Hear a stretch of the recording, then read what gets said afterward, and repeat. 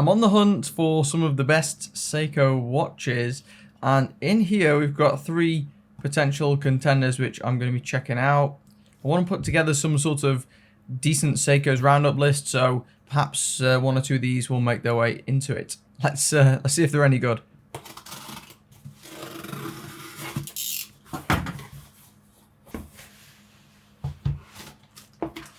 So we've got 3 different ones, all in 3 different boxes it seems. Let's start with this far right one.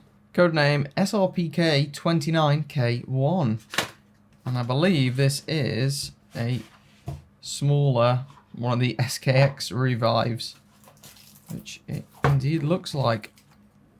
So this is one of the new SKX Midi, I think they're calling them. It's kind of like the replacement for the old school SKX 013, which means it's pretty small indeed, which should make it a decent fit for my wrist at least. This one's the black version. Comes in some pretty wacky colours, to be honest. And there in the back is the automatic movement. And you've probably seen this case before. Very familiar to anyone who has watched any wristwatch videos on YouTube. Now these other 2, honestly, can't remember what these are, but we'll have to find out. No indication on the outside what this one is. All I remember is I picked ones that seem to be quite unique and decent in one way or another, but I have been wrong before. Let's have a look. Aha, I've been meaning to try this one for quite some time. Some sort of new link removal system. We will see if it's actually new for me. Yeah, this one just has a really cool kind of like semi-hollowed out dial. Can't remember the code name on this one, but I'm sure you'll see it on the main channel at some point soon. Yeah, this one looks pretty futuristic. It's quartz, as you can see, but it's got just a really, really cool dial that it actually looks just as good in person as I was hoping. Very angular shape, angular lugs. Quite sporty.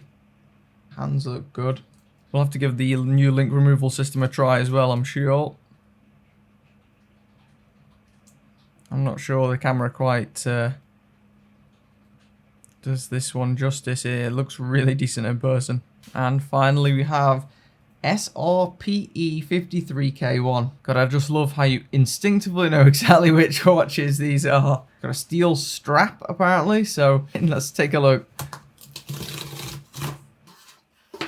There we go. Well, it looks actually like the first one. Let's have a look. Aha, yes, I forgot. I've been meaning to try this one for a while. This is the DressKX, as they call it. So in a lot of ways, it's similar to that first one, but you just don't have the bezel. I think this is like the standard size too. Fan favorite watch, this one, due to its sporty yet more versatile appearance. A bit like a cross between a dive watch and something styled like the Oyster Perpetual. Same automatic movement inside and very similar case overall. Yeah, decent looking watch.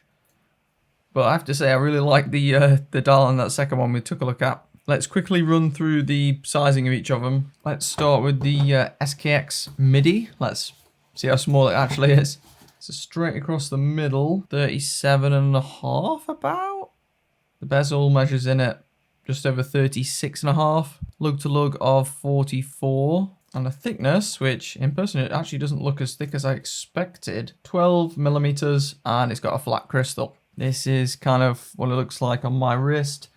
Once more, I need to get a new setup to get my camera further away, because in person it looks a lot smaller on my wrist than it does on camera. Next up, this green one. I'll try and find the code name. It's SUR503P1. I'll link it as well as the other 2 in the video description with an affiliate link.